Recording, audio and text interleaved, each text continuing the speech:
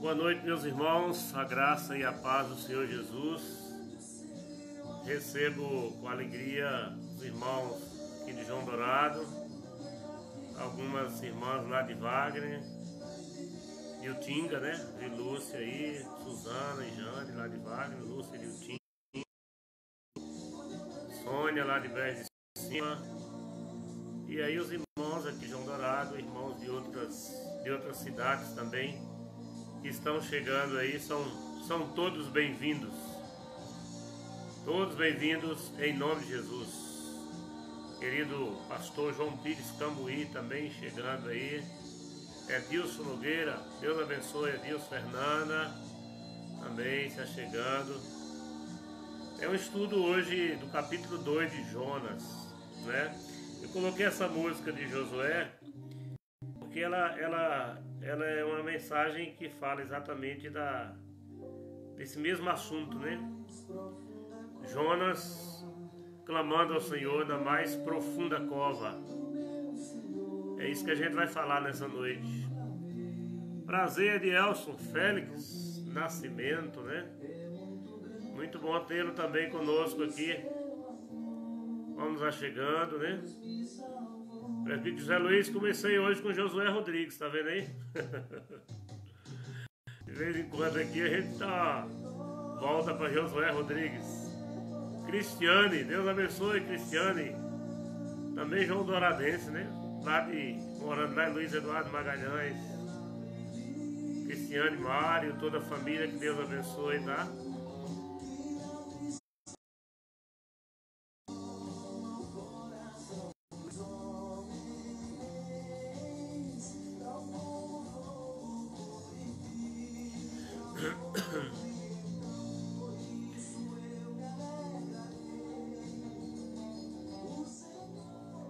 Vamos orar, meus irmãos?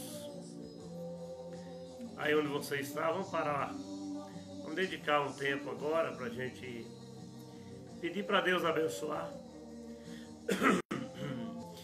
Não é um culto presencial, não é um momento que a gente está num templo, mas a gente está na presença de Deus, né?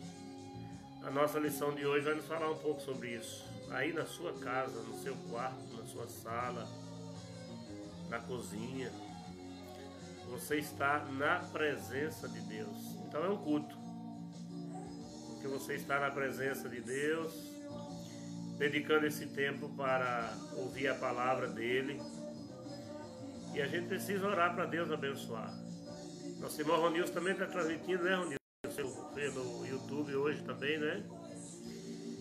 E assim, meus queridos, vamos orar, né, irmã Eliette? Pedir a bênção de Deus para ser um culto, né? Um momento de comunhão, um momento de adoração, um momento que Deus fale conosco, né? Porque a gente tem muitas lives hoje, né? Mas se for de live, e a gente não parar realmente para ouvir a voz de Deus, a palavra de Deus, falar o nosso coração, então não faz muito sentido tão somente ouvir por ouvir. Vamos orar ao Senhor nesse momento para que Ele presente aqui comigo, me dê graça para expor a palavra dEle, presente com vocês, dê graça na compreensão e na aplicação dessa palavra. Oremos ao Senhor nesse momento. Ó Deus, grande é o Senhor. Verdade, verdade. Quão grande é o teu amor. Quão grande é o teu amor. E esta grandeza do teu amor, confirmada, comprovada, inegavelmente, na manifestação do teu Filho em carne, na sua morte e ressurreição, na sua glorificação, e hoje como intercessor, olhando por nós, intercedendo por nós, de onde virá para buscar todos os remidos do Senhor. Prepara o nosso coração para este dia glorioso, Pai. Nós pedimos ao Senhor que esse seja um momento também de perdão de pecados, nossos pecados, palavras, sentimentos, desejos, vontades da carne que tentaram dominar a nossa mente, as nossas ações no dia de hoje, durante esses dias. Ó Senhor, Tu conhece, Tu sonda e conhece o meu coração, Tu sonda e conhece o coração de cada irmão, cada irmã, onde está agora, como está, como o Senhor acompanhou a vida de Jonas no mais profundo abismo. O Senhor estava lá e ele pôde orar ao Senhor. O Senhor também acompanha a nossa trajetória de vida e sabe também dos nossos abismos, dos nossos recônditos na alma, dos nossos esconderijos, tentativas de fugirmos da presença do Senhor, do chamado do Senhor para nós. O Senhor supervisiona a nossa vida toda, por dentro e por fora, sabe de tudo, sabe que nós somos indignos para estarmos na Tua presença, mas é pelos méritos de Cristo, é pelo sangue que o Senhor derramou na cruz do Calvário, que nos deu livre acesso à Tua presença e intrepidez para entrar no Santo dos Santos. É por causa deste sangue, sangue precioso, sangue puro e imaculado. Então somente por ele nos achegamos a Ti nesta noite, para pedir a Tua bênção, a Tua direção, a Tua sabedoria neste momento que vamos estudar a Tua palavra. Que o Senhor nos abençoe, que o Senhor fale ao nosso coração. Em nome de Jesus. Amém. Glória a Deus. Vamos lá. Jonas capítulo 2, versículo de 1 a 10. Um texto também conhecido. E nós vamos tirar algumas lições através desta leitura e estudo na noite de hoje. É a oração de Jonas quando ele estava no ventre do peixe. Então Jonas, do ventre do peixe, orou ao Senhor seu Deus e disse: na minha angústia clamei ao Senhor e ele me respondeu. Do ventre do abismo gritei e tu me ouviste a voz. Pois me lançaste no profundo, no coração dos mares, e a corrente das águas me cercou. Todas as tuas ondas e as tuas vagas passaram por cima de mim. Então eu disse: lançado estou de diante dos teus olhos. Tornarei porventura a ver o teu santo templo.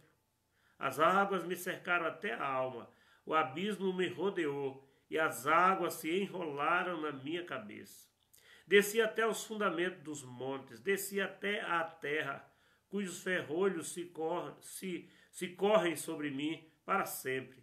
Contudo, fizeste subir da sepultura a minha vida, ó Senhor meu Deus. Quando dentro de mim desfalecia a alma, eu me lembrei do Senhor, e subiu a ti a minha oração no teu santo templo. Os que se entregam à idolatria vã abandonam aquele que lhes é misericordioso. Mas com a voz do agradecimento eu te oferecerei sacrifício. O que votei pagarei. Ao Senhor pertence a salvação. Falou, pois, o Senhor ao peixe, e este vomitou a Jonas na terra. Capítulo 2, oração do profeta Jonas, quando estava no ventre de um grande peixe. Meus queridos irmãos, ontem nós vimos a tentativa de Jonas, de fugir da presença de Deus numa desobediência deliberada, consciente, porque ele entendia que ir a Nínive, obedecendo o chamado de Deus para pregar aquele povo, era algo que ele não queria fazer, por conta dos resultados da sua pregação em Nínive. O que ele não almejava que acontecesse, poderia acontecer. Mas é interessante a gente observar, antes da gente dar sequência, um pouco do que nós falamos ontem. Falamos da cidade de Nínive, capital da Síria na época, uma grande cidade, com, quem sabe, um tamanho aí das cidades médias aqui do nosso país, né? Cidade com mais de 120 mil habitantes. E Deus manda Jonas pregar naquela cidade e ele não quer ir pregar em Nínive. Por que que Jonas não queria ir pregar em Nínive? Então ontem nós vimos algumas possíveis razões. É possível que Jonas temesse a crueldade daquele povo e ele não queria ir para lá também pelo risco de morrer. Mas também, e eu acho que está dentro das razões principais, é porque Jonas tinha um certo temor da misericórdia de Deus. Ele não queria ir pregar em Nínive porque era um povo muito cruel e ele temia que a misericórdia de Deus pudesse alcançar aqueles pecadores indignos.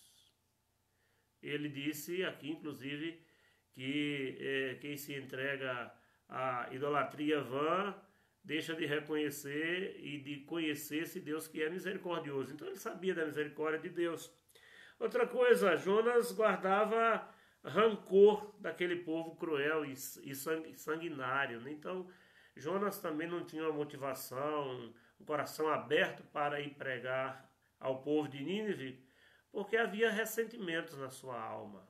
Ele não gostava daquele povo, ele tinha marcas do tratamento, da maldade, da violência daquele povo contra Israel. Uma outra razão também é de ordem ideológica, né? A ideologia demasiada de Jonas. Também o nacionalismo exacerbado, de igual modo que Jonas, com a sua atitude, quase que convertia Deus numa divindade exclusiva de Israel, da sua nação, do seu povo. E por isso ele não queria ir pregar em Nínive.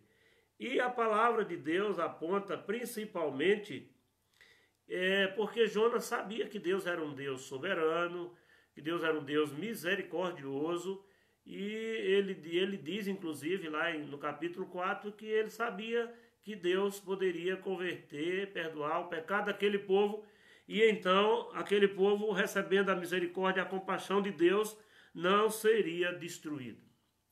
Então aqui, de uma forma resumida, né, realmente o objetivo é esse, a gente relembrar que Jonas se dispôs não para obedecer a Deus, mas para desobedecer, indo numa direção completamente oposta. Até geograficamente, Jonas andou numa direção completamente oposta ao que Deus havia lhe ordenado. Deus manda ele ir para uma região, ele vai para outra completamente diferente, né? E bem distante. Possivelmente que dizendo aqui, eu vou para um lugar onde ninguém vai me perturbar. Vou para o fim do mundo e vou ver o que é que eu faço por lá. Não quero ser mais profeta e não vou pregar para esse povo. Pronto. Comprou sua passagem. Parece que estava tudo resolvido e estava tudo dando certo, como eu disse ontem, na vida de Jonas. Mas é interessante, eu sei e aqui eu quero inclusive reforçar, Jonas é um personagem histórico, real, que conviveu dentro de uma nação, em Israel, que foi um profeta, que influenciou a sua nação, e foi usado por Deus dentro da nação, inclusive, para pronunciar palavras de Deus que se cumpriram. Então, aqui não se trata de uma alegoria, de uma parábola, de um mito, de uma metáfora, de alguma história, né? Que embora hoje não exista mais isso, mas algo que não seja real. Não? Aqui de fato é um acontecimento, é um fato histórico. Jesus fala sobre Jonas como um fato histórico. O 2 Reis narra também a participação de Jonas no reinado de Jeroboão II. E é importante a gente entender isso.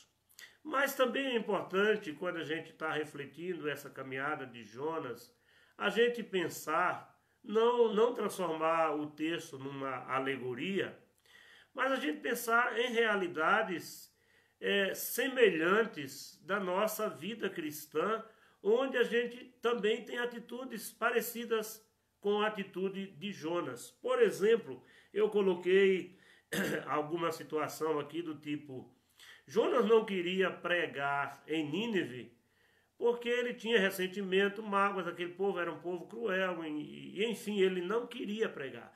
Mas é possível que exista também algum lugar ou alguma situação onde a gente tenha temor de ir anunciar a palavra de Deus. Talvez por um ressentimento. Pode ser que você nunca gostaria de ser ordenado por Deus a pregar a uma pessoa em determinado lugar, porque você guarda ressentimento, porque você, por alguma razão, não gostaria de ter contato com essa pessoa. Então, Jonas também tinha essa caminhada, e foi assim que ele procedeu, por isso que ele não quis seguir a Deus e foi, como o texto diz aqui, ao invés de ir para Nínive, ele foi para Tarsis.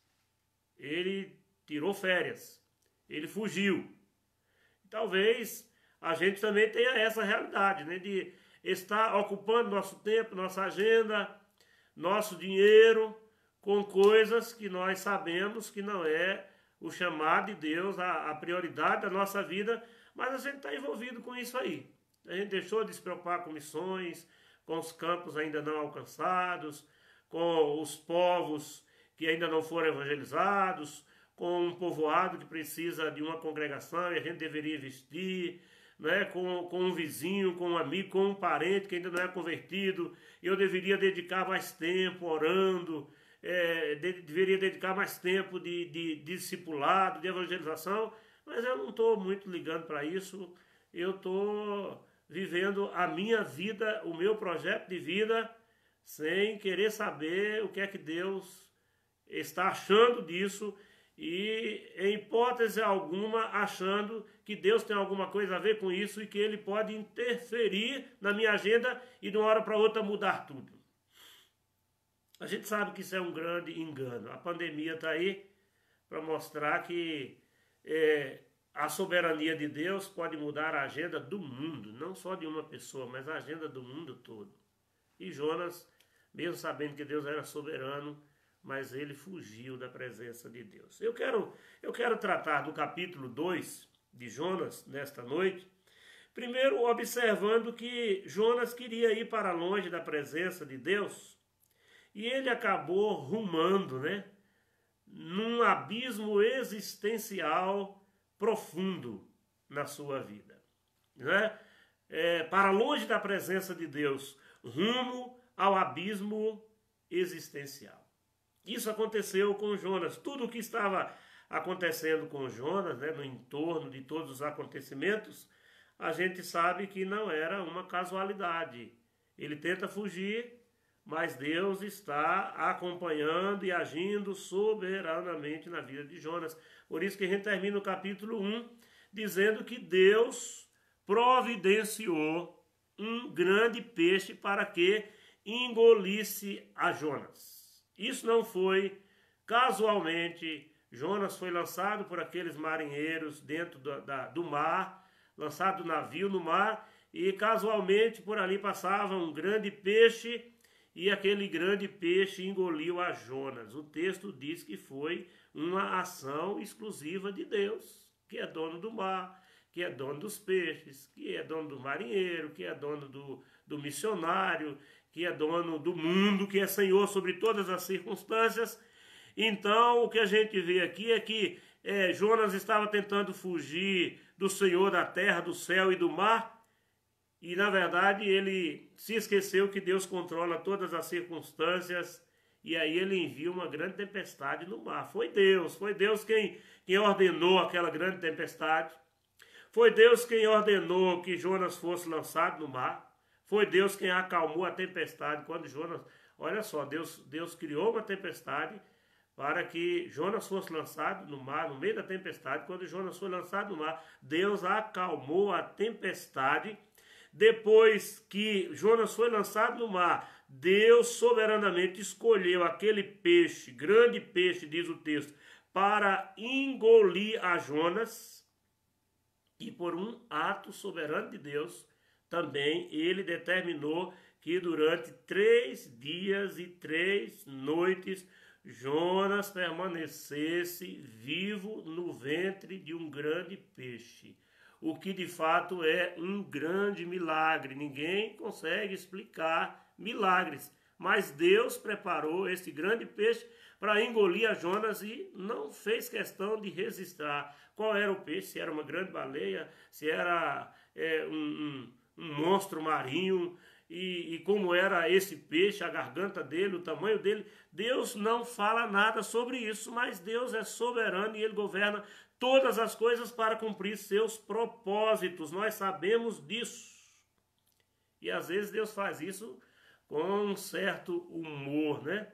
Em alguns momentos Deus age realmente com um certo humor, controlando estas situações. Por exemplo, você imagina Deus ordenando corvos para servirem Elias, né? Corvos garçons, para levar comida para Elias no deserto.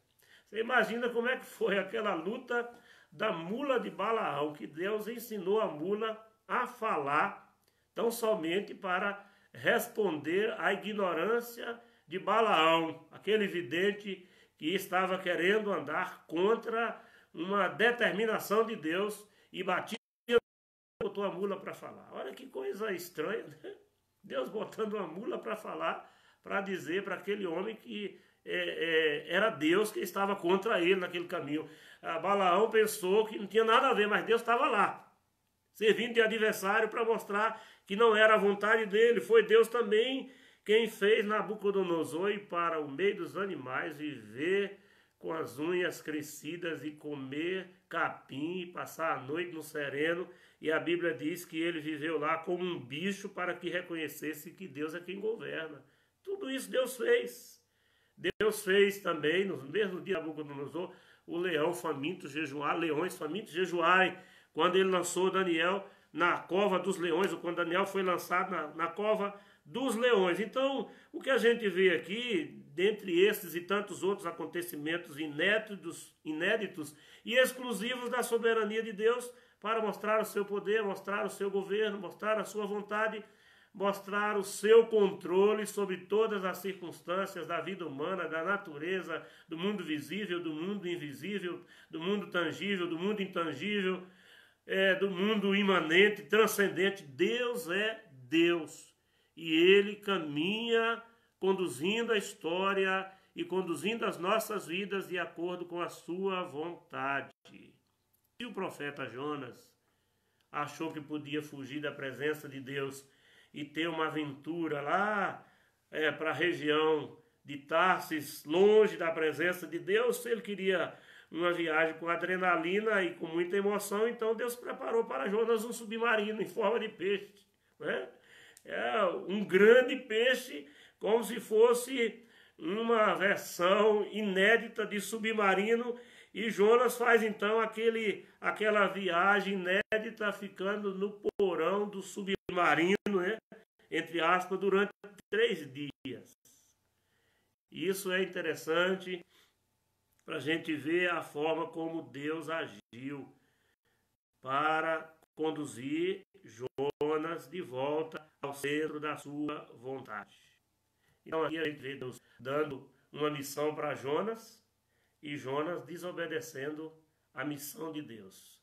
A gente vê Jonas tentando fugir da presença de Deus, mas a própria criação se rendendo à soberania de Deus. É Jonas desobedecendo a Deus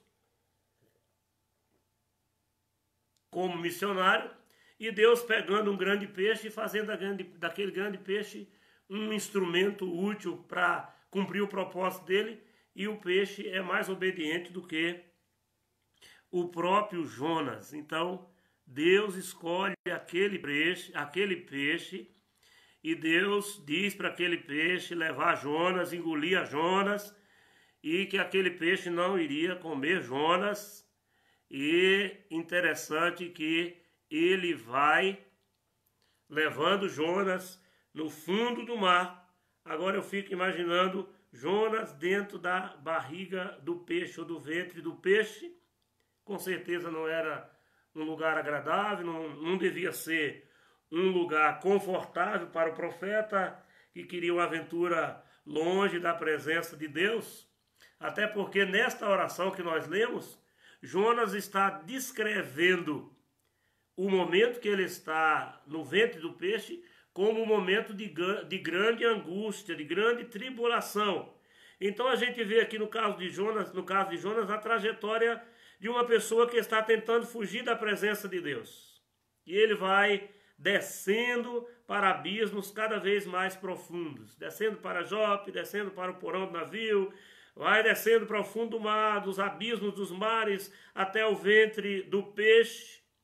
E o texto diz que é lá no ventre do peixe, no fundo do mar, naquele abismo profundo, que Jonas faz uma oração ao Senhor e ele clama a Deus, entendendo que ele estava realmente num momento de profunda angústia, de profunda crise, né? Num abismo existencial, enlinhado, entrelaçado, não só pelas algas marinhas e por tudo mais que tinha no fundo do mar e no ventre do grande peixe, mas a sua própria existência. Era um momento de angústia tão profunda que Jonas está fazendo uma oração desesperada, ou uma oração de alguém que está desesperado, como se estivesse pronunciando as suas últimas palavras, como se fosse o seu último suspiro de vida, pedindo a Deus uma chance de lhe tirar daquele abismo para que ele voltasse para a presença dele, que ele tanto quis fugir, mas agora ele deseja tanto. Interessante a gente perceber que há um anseio na oração de Jonas, ele manifesta isso. Um desejo de voltar para a presença de Deus. Ainda que não fosse no templo em Jerusalém, aqui na dimensão terrena, mas ele fala inclusive a linguagem como se ele estivesse se referindo voltar para a habitação de Deus, para o céu, para a presença de Deus.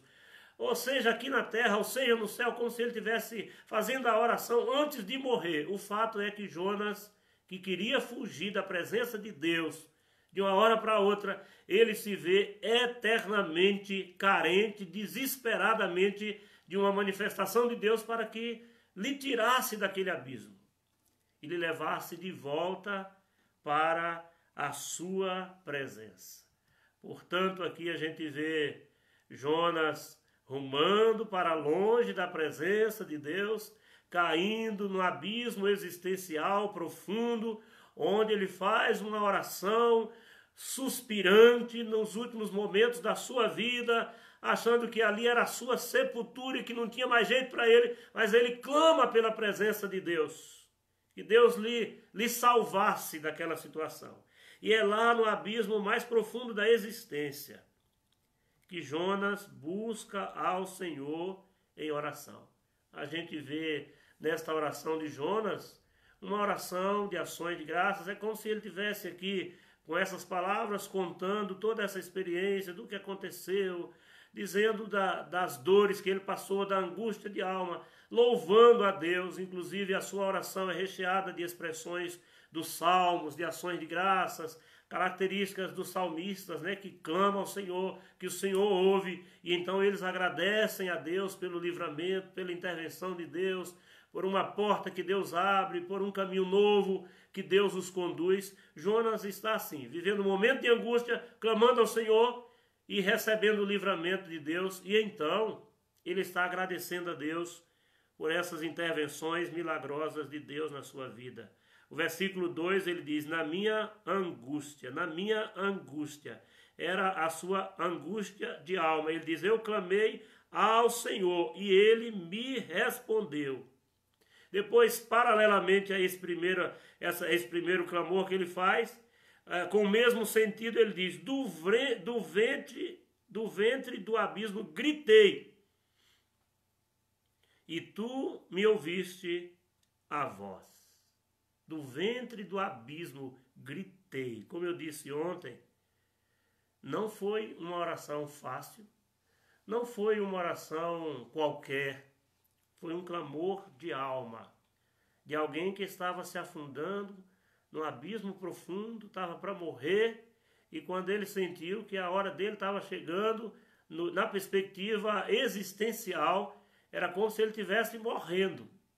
E ele disse que foi nessa angústia que ele clamou ao Senhor. Alguém escreve, eu nem anotei, às vezes me esqueço quem falou, mas trazendo esse sentido, né, que Jonas é um exemplo clássico de pessoas que só oram em momentos de extrema dificuldade. Aqui, então, ele diz assim, Jonas não orou para decidir o que ia fazer, não orou quando veio a tempestade, não orou quando entrou no barco, não orou quando todos estavam clamando desesperadamente dentro do barco. Parece que ele não orou quando foi lançado no mar, e a oração para Jonas foi o último suspiro da alma quando ele estava num profundo abismo e ele então clamou ao Senhor. Muitas vezes, meus queridos irmãos, a gente também tem esta atitude como a de Jonas, mas a gente aprende que mesmo quando não oramos preventivamente, ou mesmo quando não oramos como se estivéssemos numa situação boa e a gente não se lembrasse de Deus, mas no abismo, na profunda cova, quando estamos desviados de Deus, longe de Deus, como filho pródigo que saiu para longe da presença do Pai, para longe da casa do Pai, mas quando ele estava lá no abismo, numa crise, numa depressão, numa angústia, cuidando de porcos, vivendo uma vida indigna, perdeu tudo que tinha lá no abismo, ele diz assim, eu vou me levantar, caindo em si. Ele disse, eu vou me levantar e vou de volta, vou ver se eu encontro uma outra oportunidade, se meu pai me recebe pelo menos como um dos seus empregados, como um dos seus trabalhadores. Há algo semelhante aqui em Jonas, quando ele está clamando no abismo e ele grita querendo uma oportunidade da parte de Deus. Interessante a gente notar que nesta oração, naquele estado de humilhação que Jonas estava vivendo, ele reconheceu que foi o Senhor quem o lançou ao mar. Foi o Senhor quem fez que o peixe o tragasse. Ele reconhece a soberania de Deus na condução das suas vidas. E isso é também uma lição para nós, que todos nós devemos reconhecer que Deus está no controle de todas as coisas, ainda que esta seja uma expressão das mais repetidas por todos nós, mas na prática muitas vezes nós nos esquecemos disso e queremos tomar as rédeas do nosso viver. E às vezes Deus está dizendo, vai por aqui, e a gente diz assim, eu não vou por aqui, eu vou é por acolá. E quando a gente está no abismo, a gente se lembra que foi Deus quem mandou a gente ir para uma outra direção. Mas ainda bem que Deus é misericordioso. Por isso que Jonas, que tanto queria fugir da presença de Deus, ele agora sente o peso, quanto que é angustiante viver separado da presença de Deus. Eu já contei isso para os irmãos, uma vez um irmão se desviou dos caminhos do Senhor, e ele chegou na minha casa e ele disse assim, pastor, eu estou aqui para avisar que eu não quero mais saber desse negócio de ser crente. Eu sou crente, eu estou sofrendo, eu sou crente, estou passando dificuldade.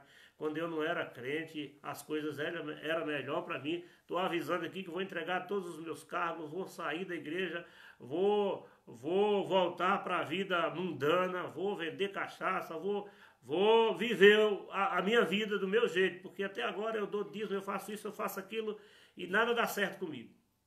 Mas não é que o rapaz fez isso mesmo? E então, passaram-se alguns dias, não demorou muito, que ele voltou lá na nossa casa pastoral, com a mesma pressa que ele foi para dizer que não queria mais saber de Deus. Ele voltou correndo, agora voltou correndo e chorando, dizendo, pastor, eu senti a angústia do inferno, eu não quero saber dessa vida, agora eu quero é Deus, eu quero viver com Deus, vou tirar tudo que eu coloquei. Mas Deus precisou botar ele lá no ventre de um grande peixe, ele começou a passar abismo, ele começou a enfrentar a violência do mundo, as consequências do pecado, as dores e angústia de alma, porque ele diz que caía na gaveta, mas era tanto capeta junto que perturbava tudo, e era briga, era confusão de todo lado. Caiu fora. Sabe onde ele foi? Para o templo do Senhor, e se tornou muito mais consagrado do que antes. A vida dele mudou radicalmente, porque ele entendeu que não podia viver longe da presença de Deus. E que quando Deus tem um plano para a nossa vida, mesmo quando a gente foge, mesmo quando a gente se distancia, Ele cria circunstâncias não para nos matar, mas para nos disciplinar, para nos corrigir, para nos ensinar o caminho de volta para o centro da sua vontade. Os planos de Deus para nós, eles se cumprem, e Deus diz acerca do seu povo: eu é quem sei que pensamentos tenho a vosso respeito, pensamentos de paz e não de mal, para vos dar o fim que desejais. Então me invocareis, passareis a orar a mim, e eu vos responderei. Serei achado de vós, diz o Senhor, e farei mudar a vossa sorte. Ou seja, Deus estava falando para o povo que não queria ir para o cativeiro, que estava se rebelando contra o profeta Jeremias, ia contra a vontade de Deus. E Deus diz: quem sabe o que é que eu tenho a respeito de vocês, sou eu, Deus. E o que eu tenho para vocês não é para destruir, é para reconstruir, é para reformar, restaurar, é para dar paz, para que vocês andem no caminho da paz, de um relacionamento de paz com Deus. Assim, meus queridos irmãos, a experiência de Jonas nos ensina que não há dor maior, não há desespero maior do que viver longe da presença de Deus. Não há desespero e angústia maior do que a sensação do abandono de Deus, de ser deixado por Deus. É uma sensação simplesmente desesperadora. Mas Deus muitas vezes nos permite passar por circunstâncias desse tipo, para a gente entender que o melhor lugar que a gente tem que estar é perto dele, para a gente sentir saudades da presença dele, para a gente sentir desejo de voltar às nossas raízes, às nossas origens, voltar de volta, ou recomeçar, né? Voltar para Deus com arrependimento sincero.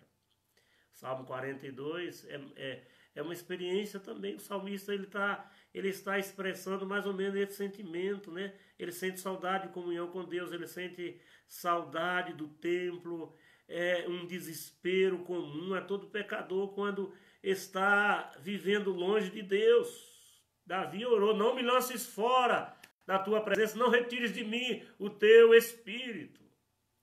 No Salmo 42 que eu citei, os filhos de Coré, então eles fazem assim a oração: a minha alma tem sede de Deus, do Deus vivo. Quando irei e me verei perante a face de Deus? As minhas lágrimas têm sido meu alimento dia e noite, enquanto me dizem continuamente: o teu Deus onde está?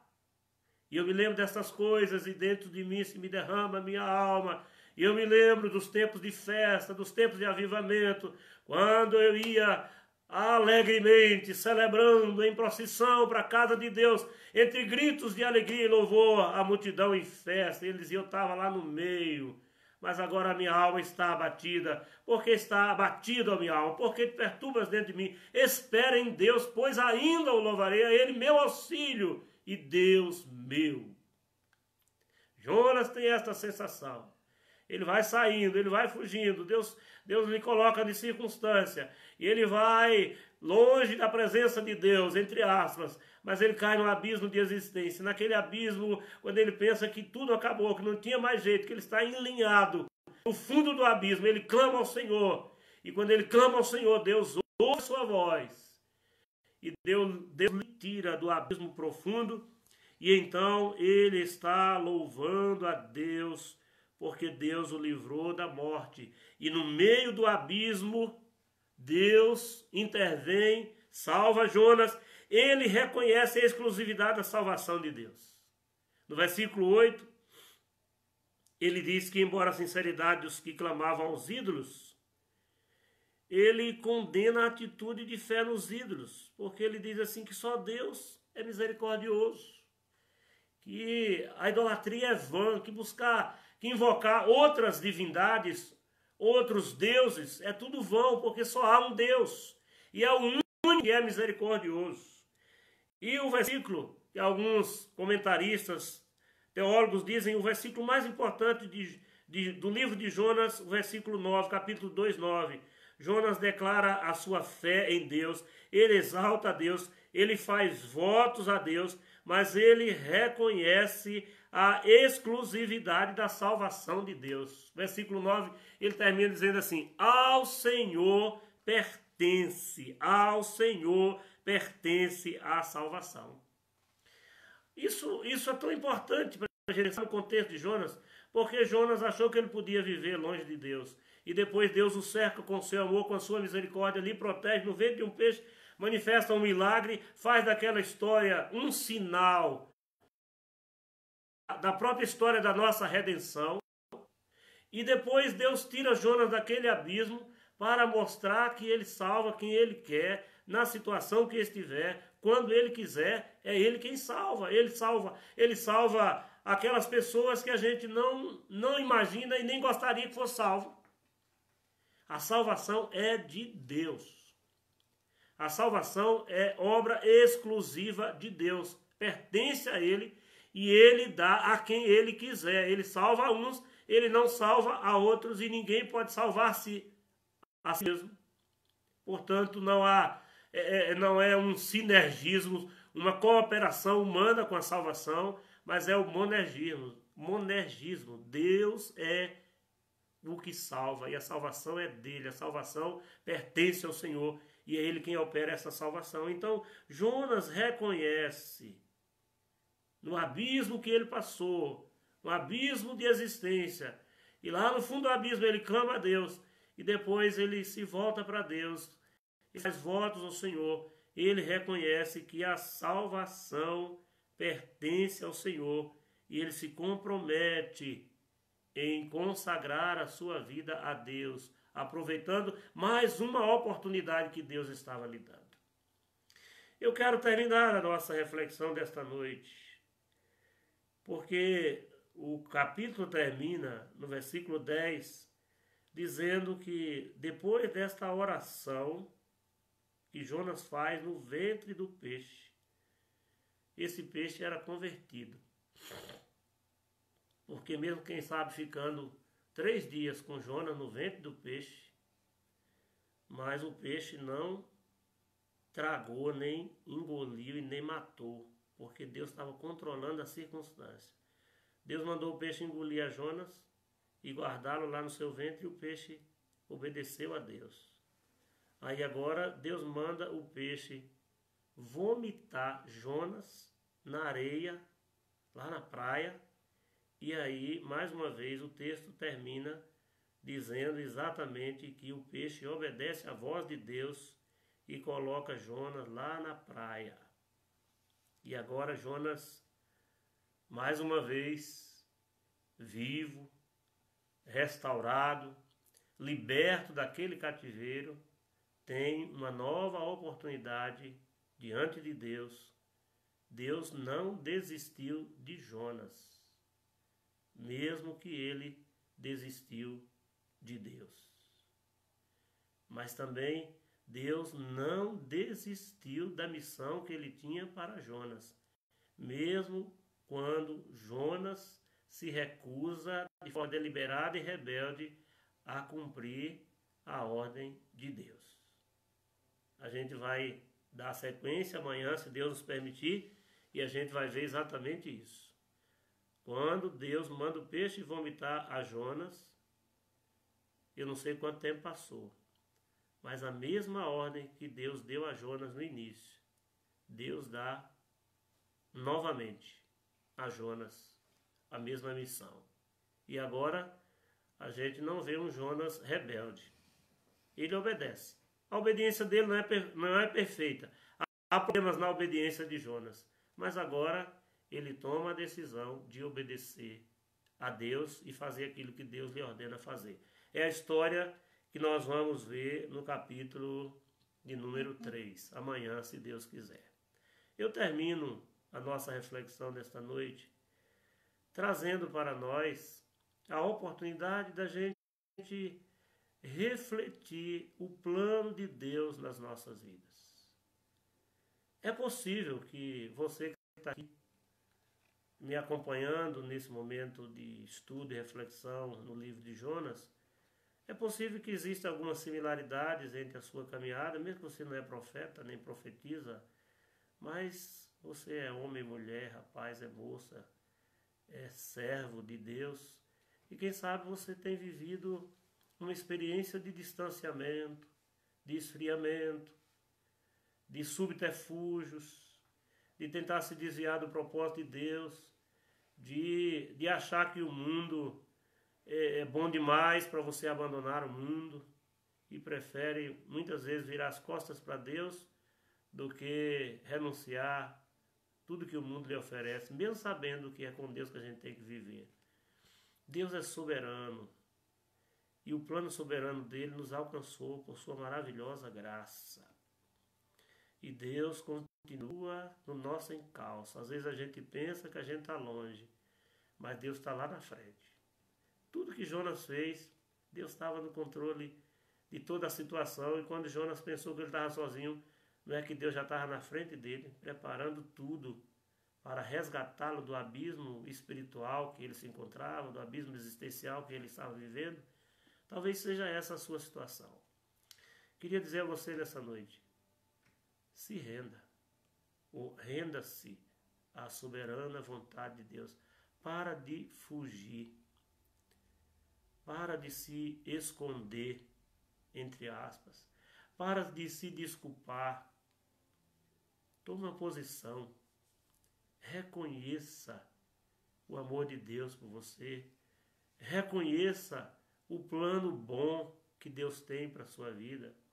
Reconheça que você não pode continuar longe de Deus. Se arrependa hoje. Faça a oração que Jonas fez. Talvez aí na sua sala, no seu quarto, onde você está, seja o lugar para você colocar a cara no pó e dizer: Senhor, essa é a minha história, eu estou vivendo essa situação, eu estou longe, eu estou no abismo, eu estou sentindo a angústia na alma de estar vivendo longe do Senhor, longe dos teus caminhos. Quero te convocar para uma oração nesse momento. Você possa fechar os teus olhos onde você está agora e fazer uma oração ao Senhor. Queria te convidar para ouvir essa música e a gente vai orar ao Senhor nesse momento.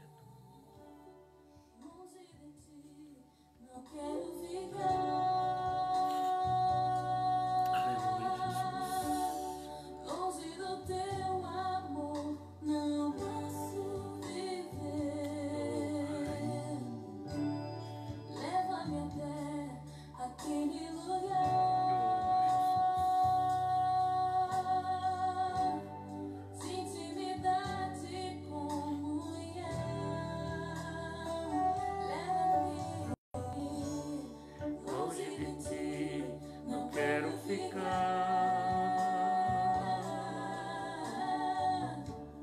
Longe do teu amor, não posso viver. Leva-me até aquele lugar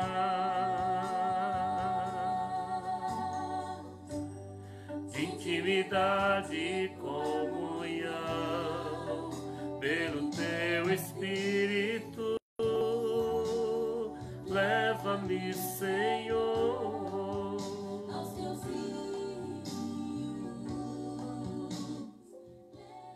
Vamos orar.